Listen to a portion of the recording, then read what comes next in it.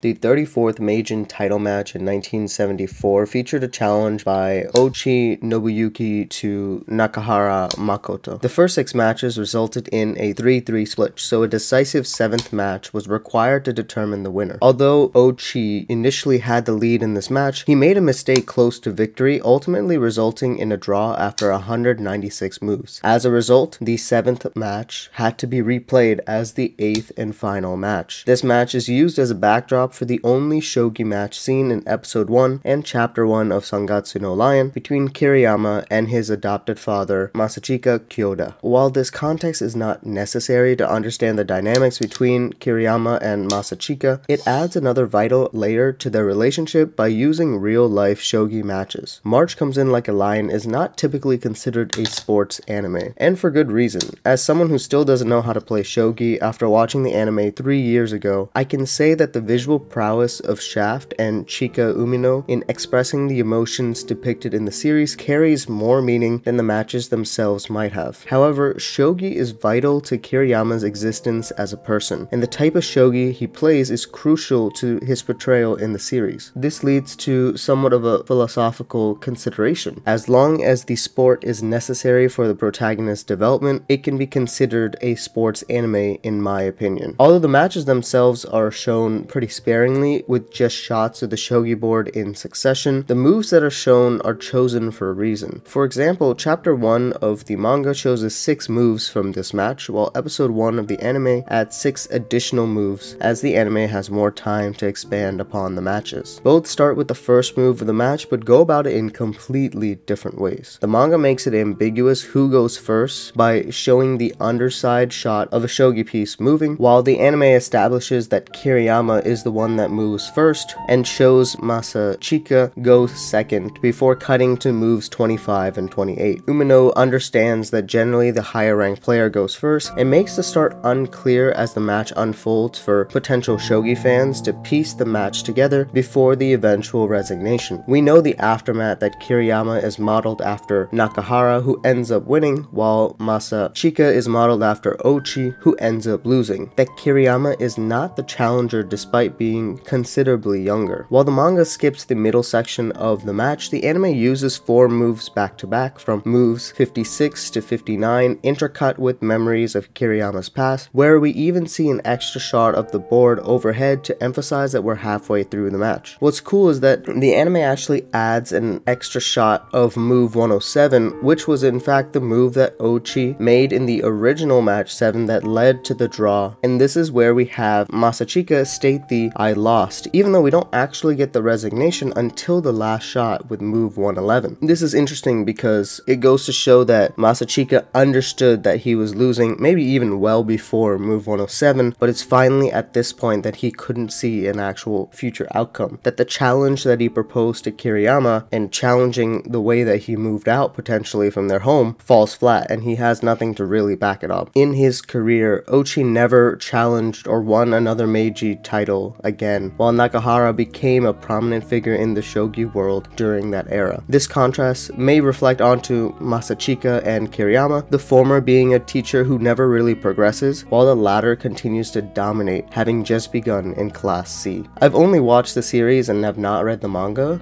so I am unsure if this has happened or will happen. However, in 1999, Ochi does get the last laugh by winning the last time he faced off against Nakahara 24 years later, and I'm really excited to see how this plays out, or if it even plays out in the series with Masachika and Kiriyama's last match. I definitely want to examine the series more closely regarding the shogi matches and what they reveal about the characters, but first I need to learn how to play shogi, and I'll wait patiently for Denpa's release of volume 1 of Sangatsu no Lion. Peace.